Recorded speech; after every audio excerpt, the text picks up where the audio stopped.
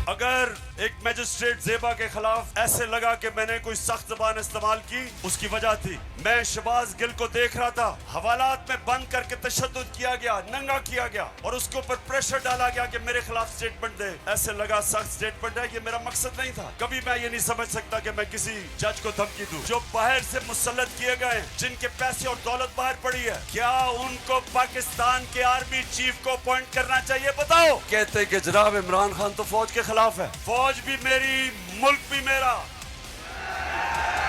फौज मजबूत होगी, हम आजाद हो सकेंगे, हम किसी के सामने झुकेंगे नहीं। बिस्मिल्लाहिर्रहमानिर्रहीम। खातून जज को भरे जलसे में धमकियां देने पर तौहीन अदालत की कार्रवाई का सामना कर रहे इमरान खान ने अपना दूसरा तहरीरी जवाब आज इस्लामाबाद हाई कोर्ट में जमा करा दिया है, जिसमें वो लिखते हैं कि उन्हें गैर इरादी तौर पर बोले गए अपने अल्फाज पर अफसोस है। उनके बयान का मकसद खातून जज की दिल आज़ारी करना हरगिज़ नहीं था। अगर खातून जज की दिल आज़ारी हुई तो उस पर उन्हें अफसोस है। अपने अल्फाज पर जज साहिबा से पछतावे का इजहार करने से उन्हें शर्मिंदगी नहीं होगी। उनका कहना था कि अदलिया के खिलाफ तौहीन आमेज़ बयान का वो सोच भी नहीं सकते। तकरीर के दौरान लफ्ज़ शर्मनाक तौहीन के लिए इस्तेमाल नहीं किया गया। जज साहिबा के एहसासात को ठेस पहुंचाना मकसद नहीं था। वो हाई कोर्ट और मातहत अदालतों का एहतराम करते हैं। पब्लिक रैली में नादानिस्ता तौर पर अदा किए गए अपने अल्फाज पर उन्हें अफसोस है। उनका खातून जज को धमकाने का इरादा नहीं था। अदलिया मुखालिफ मुहिम चलाने या अदालती कार्रवाई में रुकावट डालने का वो सोच भी नहीं सकते।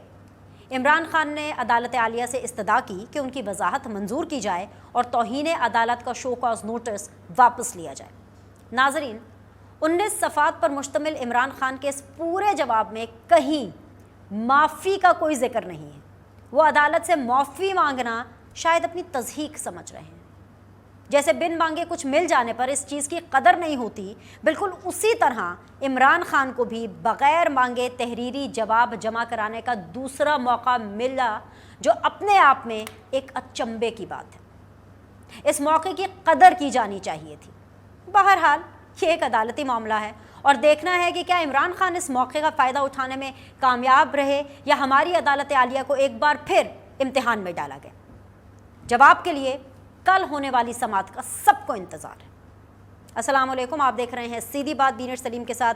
आज सीधी बात में 2 पैनलिस्ट मेरे साथ मौजूद होंगे। ज्वाइन कर रहे हैं मुझे सैयद यावर बुखारी साहब, रहनुमा है पाकिस्तान तहरीक इंसाफ के। अस्सलाम वालेकुम, खुश आमदीद, one of the front liners. और मैं समझती हूँ कि ये PTI की खुशकिस्मती है कि यावर बुखारी साहब पाकिस्तान तहरीक इंसाफ को डिफेंड करते हैं। What a defence. दूसरी तरफ डॉक्टर आसिफ किरमानी साहब, अगेन वेरी ऑनरेबल, PMLN से उनका ताल्लुक है, वो भी one of the front liners है। बहुत ज़बरदस्त तरीके से वो अपनी पार्टी का दिफा करते हैं। दोनों मेहमानों को खुश आमदीद कहूँगी, बहुत बहुत शुक्रिया ज्वाइन करने के लिए। स्टार्टिंग द शो विद यावर बुखारी साहब। यावर भाई, कप्तान डट गए हैं और मैं ये कहूँ कि वो इस हद तक डट के खड़े हो गए हैं कि अपना जो उनका बयान था कि यू टर्न्स अच्छे होते हैं, यू टर्न तो अजीम लीडर लेते हैं, वो उसके ऊपर भी डट गए हैं। मतलब अब यू टर्न भी नहीं ले रहे, माफ़ी नहीं मांग रहे। वो 19 सफ़ात हैं, 19 सफ़ात में जितना मैंने पढ़ा उसमें माफ़ी का कहीं लफ्ज़ नहीं है। अदालत से माफ़ी मांगने में कैसी शर्म, माफ़ी मांगे मामला रफ़ा दफ़ा हो जाएगा। बिस्मिल्लाहिर्रहमानिर्रहीम, अल्लाहुम्मा सल्ली अला मुहम्मद व आले मुहम्मद वाजल फ़रजहुम। देखिए, सबसे बड़ी बात यह है कि एक इतने स्टैचर का लीडर, इतने कद का लीडर अगर जज्बात में भी पब्लिक में एक बात कर गए और उसके ऊपर वो अपनी रिग्रेट शो कर रहे हैं, आई थिंक कि कहीं डायरेक्टली उनकी जान को थ्रेट तो कभी भी नहीं थी।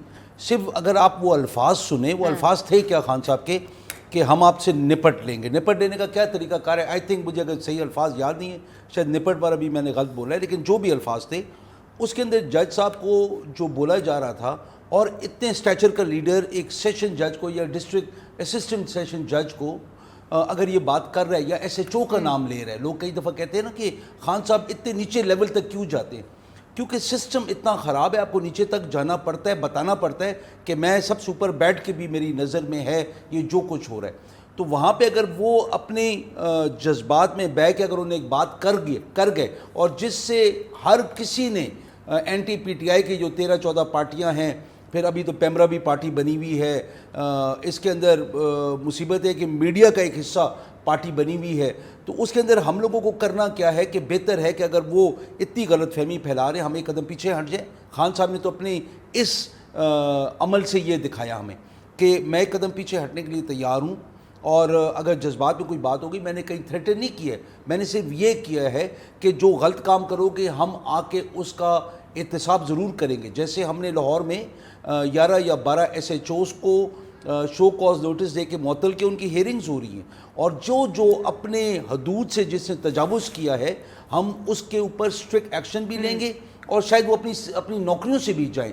क्यों कि शाह से ज़्यादा शाह का वफादार किसी इदारे को नहीं होना चाहिए। इदारे का जो इनफरादियत है, इंडिपेंडेंस है, वो डिपेंड इस बात पे करती है कि वो हुकूमत वक्त का प्रेशर ले और अदल के मुताबिक फ़ैसला करे। और इतना बड़ा लीडर जब ऐसी कोई बात कर जाए कि जहाँ पे उनकी दिलआज़ारी हुई है, उनको खड़े तो होकर इतना बड़ा लीडर माफी का लफ्ज इस्तेमाल नहीं कर रहा। अफसोस है, अफसोस है, मैं अपने अल्फाज वापस लेता हूँ। एग्जैक्टली, विड्रॉल कर रहे हैं, अफसोस कर रहे हैं, अपॉलॉजी कर दें। नहीं, इसके अंदर कितना फर्क रह गया मुझे इतना यही तो मैं, दैट इज माय क्वेश्चन, ये मेरा सवाल है, ये मेरा सवाल है for all intents and purposes कि सिर्फ सॉरी का वर्ड यूज नहीं करना, अपॉलॉजी का वर्ड यूज नहीं करना। For all intents and purposes वो अपॉलोजाइज ही कर रहे हैं।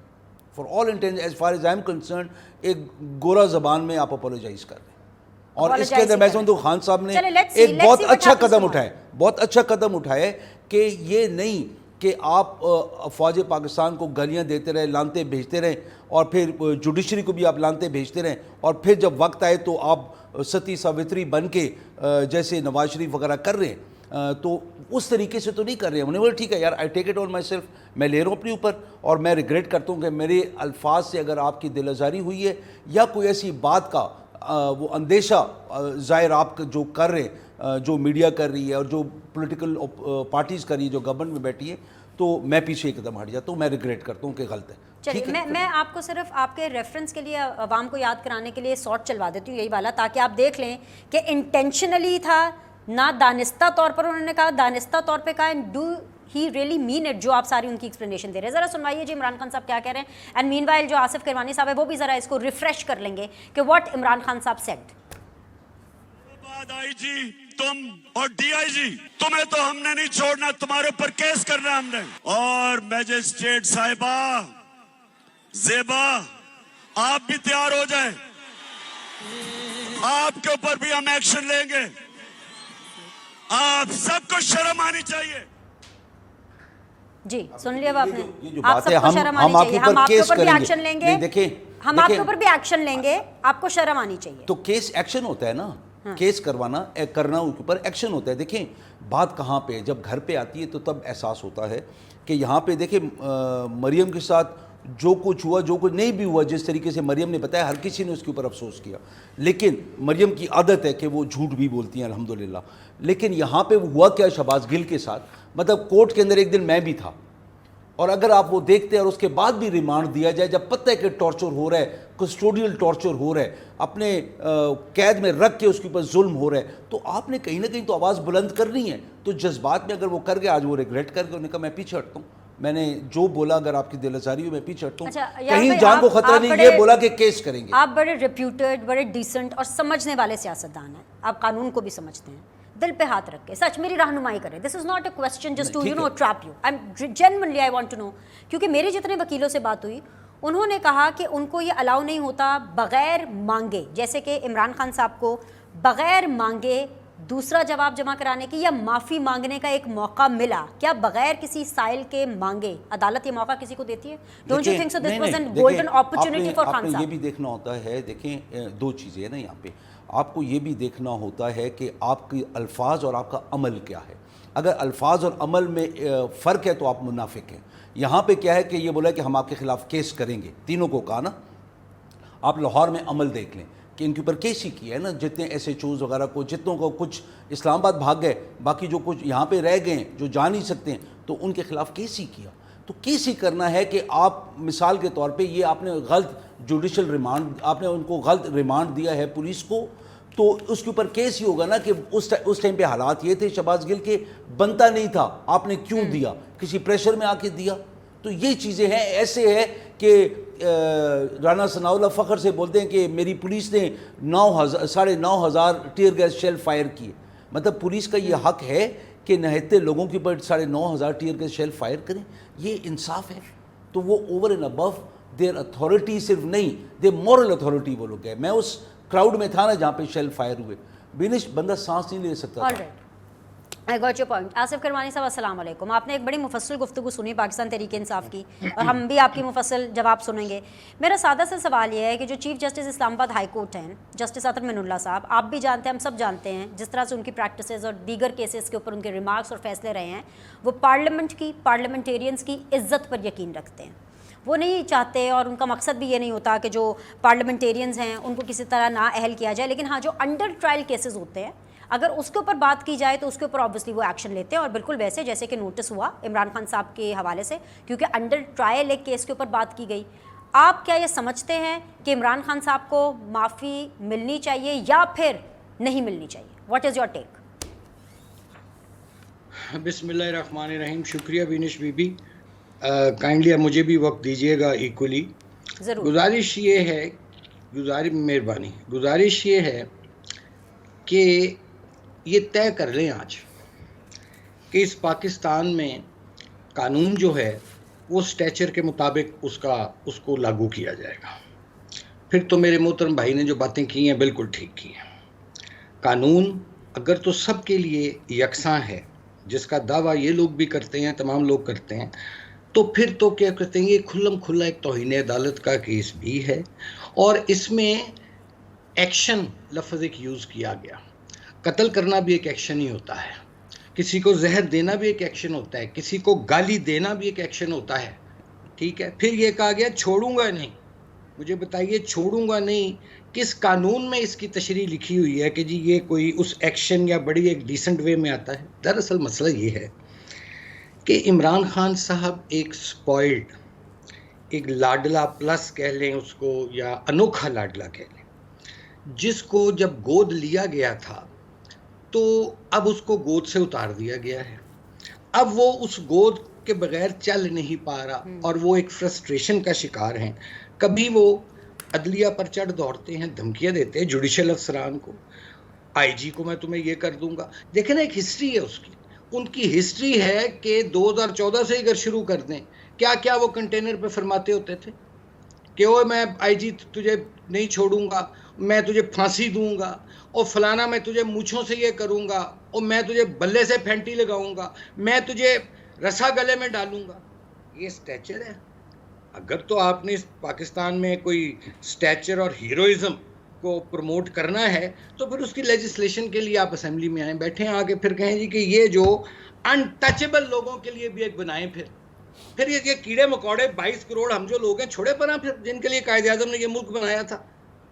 गुजारिश ये है कि इमरान खान साहब जब से इक़्तिदार से निकाले गए, और एक आईनी तरीके से वो निकाले गए हैं, ठीक है, वो उनको ये चीज़ डाइजेस्ट नहीं हो पा रही, और उसका जहाँ जहाँ उन्हें मौका मिलता है वहाँ वो गालम गलोच खुद भी फरमाते हैं। उनके फॉलोअर्स जो एक कल्ट है, मैं समझता हूँ, वो भी करते हैं। इनकी ज़ुबानों से किसी शरीफ आदमी की ना कोई इज़्ज़त महफूज है, ना कोई उनकी पगड़ी महफूज है। एक सीधा साधा केस है बिनिश बीबी, मुझे बताइए, अगर मैंने ये बातें की होती, मैं इस वक्त तक हवालात में होता, या बुखारी साहब ने भी बात की होती, ये भी हवालात की वाक आ रहे होते। Stature, what is stature? क्या कायदे-आज़म से बड़ा स्टैचर है? क्या इमरान खान इज अबव पाकिस्तान? क्या Imran Khan is above the constitution? क्या Imran Khan is above the institutions? What are you talking? किस तरफ ले जा रहे हैं आप हमें? आपके पास एक चॉइस थी, ये अब नाक को इधर से पकड़ना, इधर से पकड़ना।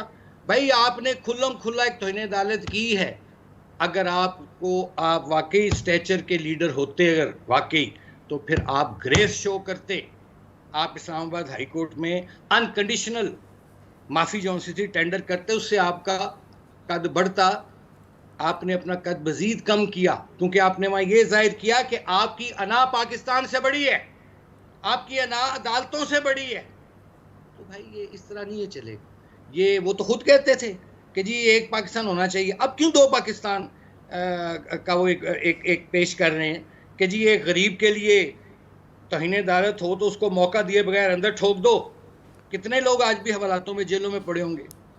और जब कोई लाडला आ जाए या कोई ब्लैकमेलिंग के जोर पे आ जाए, कोई अपनी चरफ जुबानी और धमकी दे, और उसके लिए अलग कानून बन जाएंगे। ये किस किस्म का, ये कौन सा पाकिस्तान है? ये कायदे-आज़म ने पाकिस्तान बनाया था। तो मैं समझता हूँ कि ये एक खुल्लम खुल्ला उन्होंने धमकियाँ दी। अच्छा अब देखिए, ये हाल ही में ये शहबाज गिल की यहाँ बात हुई है, क्या शहबाज गिल ने कौमी तराना सुनाया था? पाक सर जमीन शाद सुनाया था उसने, जो उसको कहते हैं टच ना किया जाता। ठीक है।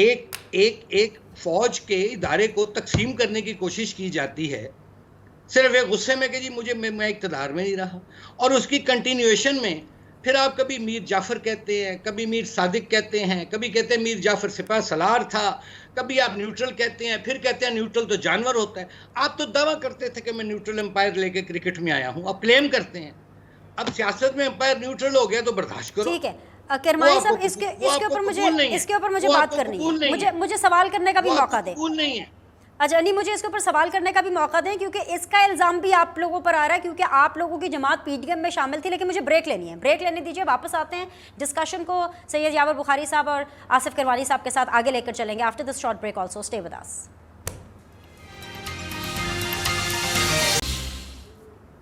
ब्रेक के बाद जी आप लोग को खुशामदीद कहते हैं, अस्सलाम वालेकुम। आप देख रहे हैं सीधी बात बीनर सलीम के साथ, और आज सीधी बात जोन में है जी सैयद यावर बुखारी पाकिस्तान तहरीक इंसाफ से, और इसके अलावा मुझे PMLN से जो है one of the senior members doctor Asif Kirmani साहब ने ज्वाइन किया हुआ है। दोनों मेहमानों को एक दफ़ा फिर से शुक्रिया, और उनको एक दफ़ा फिर से खुशामदीद कहूँगी। यावर भाई, खान साहब पता नहीं आप कह रहे थे इतने स्टेचर के लीडर हैं, नो डाउट पॉपुलर लीडर है, लेकिन इमरान खान साहब जैसे जो शख्स हैं, जो लीडर हैं, वो डर भी सकते हैं। ये मैंने कभी नहीं सोचा था, पता नहीं किससे डर गए, कैसे डर गए, कि जो बात उन्होंने फैसलाबाद में की, उन्होंने कहा कि जी मैं उसका रद्द-ए-अमल आपको अगले जलसे में बताऊंगा, जो कि पेशावर का जलसा था। आप रद्द-ए-अमल देखना चाहेंगे? पहले आप रद्द-ए-अमल देख लीजिए, फिर हम उसके ऊपर बात करते हैं। ज़रा सुनवाइए जी, पेशावर जलसे में इमरान खान साहब ने क्या फरमाया।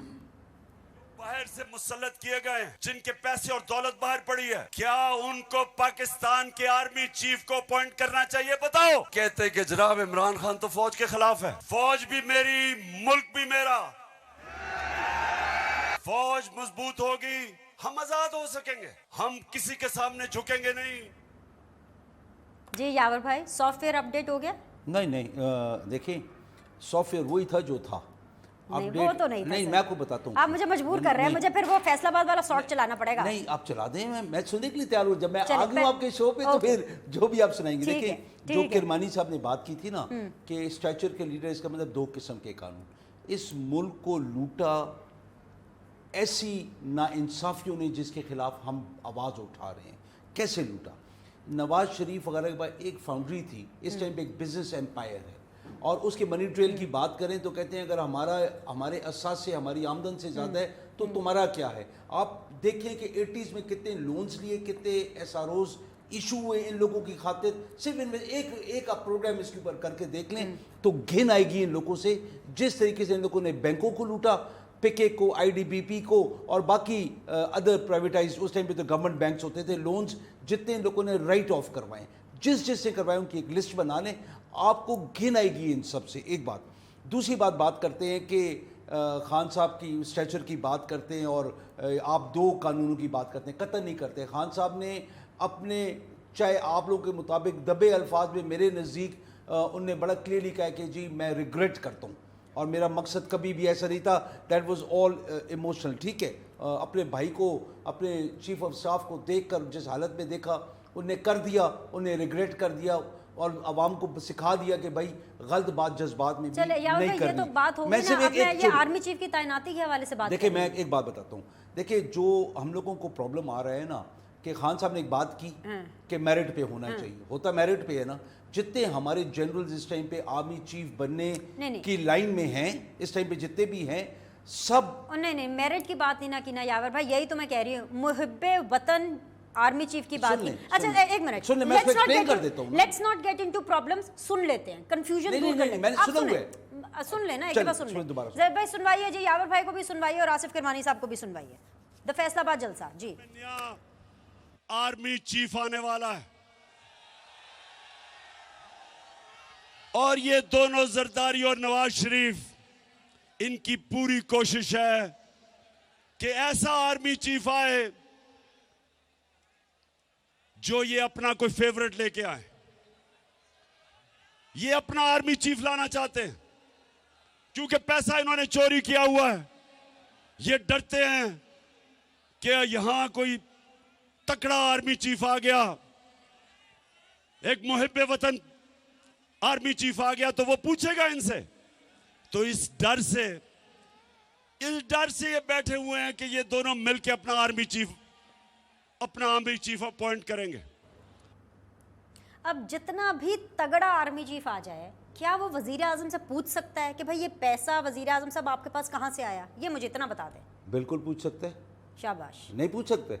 शाबाश। नहीं पूछ सकते। देखिए रियलिटी और थ्योरी में बड़ा फर्क है। आइन की किस शिक में लिखा आइन है? की शिक को छोड़ें। तगड़े से तगड़ा आर्मी नहीं सर, आइन कैसे छोड़ सकती हूँ? नो नो नो, आइन की शिक को एक सेकंड मैं जो बात कर रहा हूँ मेरी बात सुन ले, मेरी बात सुन ले। जी जी। देखिए आइन की तो तब हम बात करें ना कि आइन पे कोई चलता हो। बातें करना बहुत आसान है कि आइन की ये शिक, आइन की वो शिक, ये सारी बातें होती है। मुझे इतना बता दें कि खान साहब की ये तकरीर आपने सुनी, इसके अंदर क्या वो खदशा इजहार कर रहे हैं? देखिए 2-3 चीज़ें जो मैं भी एक्सप्लेन करता हूँ। नंबर 1, ये दोनों वो हैं कि जिनके खिलाफ ये दोनों एक दूसरे के खिलाफ करप्शन के केसेस बनाते रहे हैं और तकरीरें करते हैं कि ये दोनों करप्ट हैं। जरदारी शरीफों को और शरीफ, अभी सुन ले प्लीज मेरी थोड़ी सी एक्सप्लेनेशन। एक मिनट सर, ये दोनों गलत होंगे, लेकिन जिनको ये दोनों मुंतखब करते हैं, क्या ये पॉसिबिलिटी है from the top 5, from the top 6 list of becoming the army chief, जो 3 स्टार जनरल्स होते हैं, क्या वो गलत या मुहिब्बे वतन नहीं हो सकते या तगड़े नहीं हो सकते? क्या पॉसिबिलिटी भी हो सकती है सर? देखें मेरे नज़दीक मुहिब्बे वतन एक बड़ी पाकीज़ा सी चीज़ है, तो मैं let's not get into that. वो फिर मेरी एक्सप्लेनेशन अगर होना शुरू हुई ना तो बहुत सारे लोग नाराज़ होंगे। मुहिब्बे वतन होना बहुत डिफरेंट चीज़ है। मैं समझता हूँ कि इस मिट्टी के ऊपर हमारे माँ बाप कुर्बान, हमारे बच्चे कुर्बान, हमारा खून का एक कतरा कुर्बान। ये इतनी कीमती ज़मीन है कि ये बड़ी मुश्किलों से मिली है और ये बहुत पाक है। मेरे नज़दीक जिस बंदे ने इस मुल्क को लूटा है, जिस मुल्क को साथ बेदर्दी से सलूक किया है, हमें तो उनका मैं एसेट्स बताने शुरू कर दूं तो किरमानी साहब मेरे से नाराज़ हो जाएंगे। फिर देखिए जो इनकी तकरीरें थी, खान साहब ने ये बात की ना तो ISPR ने शोर मचाया ना भाई, उन्हें रिएक्ट किया ना। मुझे बताएं जब मरियम के सामने नारे लग रहे थे, ये जो दहशतगर्दी और आगे जो भी नारा है, मुझे बताएं कि ISPR ने रिएक्ट क्यों नहीं किया? जब नवाज शरीफ ने बोला, नाम लिया जनरल्स का, तब ISPR ने क्यों नहीं रिएक्ट किया? अयाज सादिक ने जब बोला कि चीफ की टांगें कांप रही थी, ISPR ने क्यों नहीं रिएक्ट किया? जब ख्वाजा आसिफ ने बोला कि ये हमारे हड्डियों से गोश्त नोच चुके हैं और इनकी क्या मजाल है क्या कि हमसे डिफेंस बजट मांगते हैं, ISPR किधर थी? जिधर मौलाना फजल रहमान ने बोला कि जो अफगानिस्तान में अमेरिका का हाल हुआ, हम तुम्हारा वो हाल उससे बद हाल करेंगे पाकिस्तान में, ISPR किधर थी? ये मैं पूछ रहा हूँ कि क्या खान के खिलाफ ही? और खान बात क्या कर रहे हैं कि मेरिट पे, यही बात की है ना।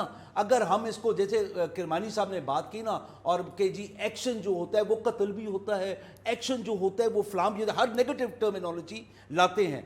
तो अपने आकाओं के बारे में हमें ये बता दें कि इन लोगों ने जब बोला तो तब मुहिब्बे वतनी और फौज मोहब्बत किधर थी? दूसरों के गुनाह गिनवाकर अपना गुनाह मैं कहीं भी नहीं छुपा रहा हूं, मैं कहीं भी नहीं छुपा रहा हूं। अच्छा फिर एक आखिरी जुमला जो हमें सबसे बड़ा किरमानी भाई, एक सेकंड आप, फिर आपका सारा टाइम है, ऐश्वर्य नहीं बोलूंगा। Thank you brother. देखिए इसके अंदर हमारा जो सबसे बड़ा इशू है कि एक मफरूर, एक मुजरिम जो बरतानिया में बैठा हुआ है और डर के आ भी नहीं रहा है कि पहले पंजाब की हुकूमत तब्दील करो तो मैं वापस आऊंगा, उसको स्टेट की सीक्रेट्स उसको जाके बताई जाती हैं। मिफ्ता इस्माइल ने जाके IMF के साथ जो नेगोशिएशंस हो रही थी वो जाके सारी ब्रीफिंग दी उस मुजरिम को, उस मफरूर को। अभी आर्मी चीफ के बारे में कि कौन सा सिलेक्ट होगा, उस मुजरिम और उस मफरूर को आप मुझे बताएं ये क्या बात है? हमें तो इन बातों का इशू है। इमरान खान साहब ने इंडिया से पूछ करके फैसला करना, तो ये तो नहीं, आप मुझे बताएं ना, ये इंसाफ है। Let me get to Asif Kirmani साहब। अस्सलाम वालेकुम जी, वापस आपको वेलकम करती हूँ डिबेट करना। आसिफ किरमानी साहब, एक बात बस इनकी ठीक है, बाकी आपने इन सारे सवालों का जवाब देना है। वो ये है कि भाई ये जो नवाज शरीफ साहब हैं ये आ जाएं मुल्क में, और जो इनके ऊपर एक अदालती कलंक भी लगा हुआ है इश्तिहारी का, मफरूर का, उस कलंक को भी ख़त्म करें, बजाय इसके ये जो एक एजम्पशन के ऊपर बात करें कि शहबाज शरीफ साहब जाएंगे, डिसाइड तो आखिर नवाज शरीफ साहब ही करेंगे ना कि अगला आर्मी चीफ कौन होगा। तो इस मसले को, इस कलंक को तो आप ख़त्म करें ना एक दफ़ा, वंस एंड फॉर ऑल। जी सर। अब मुझे भी ज़रा तसल्ली से शाह साहब की तरह मौका दीजिएगा। गुजारिश ये है कि यहाँ करप्शन की इन्होंने भी बातें की और कुछ नामुनासिब अल्फाज भी इस्तेमाल किए, मैं उस लेवल पे नहीं जाऊंगा। क्या मुझे बताइए, नवाज शरीफ पर आज तक कोई करप्शन का सबूत निकल सका, साबित हुआ? उसको सज़ा किस में दी गई? एक ऐसे मामले में पनामा में तो उसका नाम तक नहीं था। निकाल के दिखाएं कहाँ नवाज शरीफ का नाम था पनामा में। उसको सजा दी जाती है ओकामा पे। अच्छा, उसके बाद आज तक मुझे बताइए एक पाई की करप्शन ये साबित कर सके हैं? और खुद इनके ये हालात हैं, अपने ये हालात हैं कि तो तोशा खाने तक को नहीं छोड़ा इन्होंने। ये तो चाय की प्यालियां गिलास तक लेके बेच गए, घड़ियां तक बेच गए। अपने ये जरा गिरेबानों में भी झांकें, जो दूसरों पे इतना एड़ियां उठा उठा कर तनकीदें करते हैं लीडर इनके, अपने गिरेबान में भी झांके ना। ये गोगी साहिबा कौन थी? ये गोगा कौन था उनका? गोगी और गोगा, गोगी का गोगा कौन था? मत मजबूर करें हमें वैसी बातें करने पे। बात सिर्फ इतनी है कि चूंकि मुझे जरा मुकम्मल करने दीजिए। जी। बात सिर्फ इतनी है कि चूंकि अब इन्होंने एक बम को लात मार दी है, ठीक है, अब इनसे संभाला नहीं जा रहा। इमरान खान के दिफा में अपनी जमात नहीं। मुझे यावर साहब एक बात बताएं, सिर्फ एक बात का जवाब दे दें, जब मेरी बात मुकम्मल हो जाए तो मुझे ज़रूर दें। क्या पाकिस्तानी फौज में को गैर मुहब्बे वतन जर्नैल भी है या होता है? जो इमरान खान साहब ने कहा कि मुहिब्बे वतन जर्नैल आए, और कौन से आइन में लिखा है कि एहतसाब जर्नैल करते हैं? जी मुझे ये बताइए। दूसरी बात जो मैं ज़रूरी अर्ज करना चाहता हूँ कि एक जो प्रोपेगेंडा किया जा रहा है कि जी ये आर्मी चीफ नवाज शरीफ और जरदारी साहब, ओ भाई, आर्मी चीफ को अपॉइंट करना प्राइम मिनिस्टर ऑफ वक्त का जो प्राइम मिनिस्टर होता है उसका प्रोरोगेटिव है, और आर्मी चीफ जो भी बनता है वो मेरिट पे बनता है। कोई 4-5 लोग होते हैं जो इस एलिजिबल हो पाते हैं इस लेवल तक। अब अगर आपने, चूंकि आपकी सियासत ही इल्ज़ामात की सियासत है और झूठे इल्ज़ामात की सियासत है, और आपको ये फन आता है कि आप अपनी तरफ आता हुआ तीर दूसरे की तरफ मोड़ देते हैं। आप तो अब खुद कटहरे में हैं। आप जवाब तोशा खाने का दें। BRT में जो अरबों रुपए टिकार के, रिंग रोड में जो आज उसने की है ना प्रेस कॉन्फ्रेंस, ख्वाजा आसिफ ने और मिफ्ता इस्माइल ने, उनके सवालों का जवाब दे ना।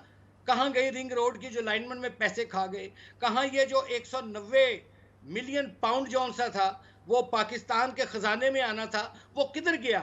किसको दिया? किस कंडीशन पे दिया? उससे क्या लिया? ये बताइए ना।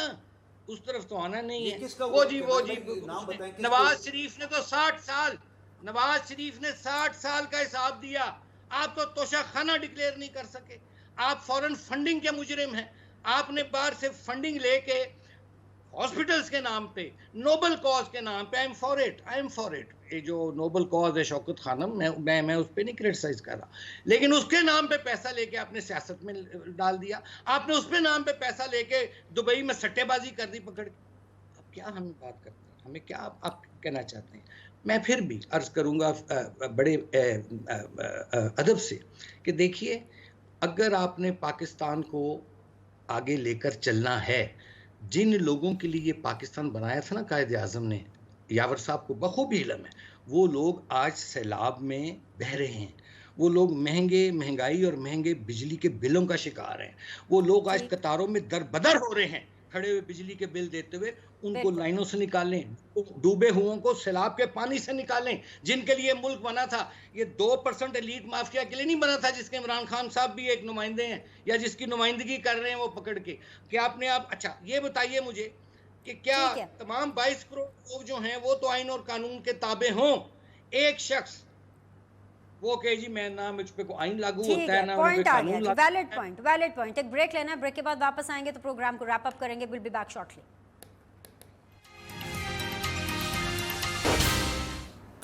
Welcome back. जी आसिफ किरमानी साहब, अपना आखिरी जुमला मुकम्मल कर लीजिए प्लीज।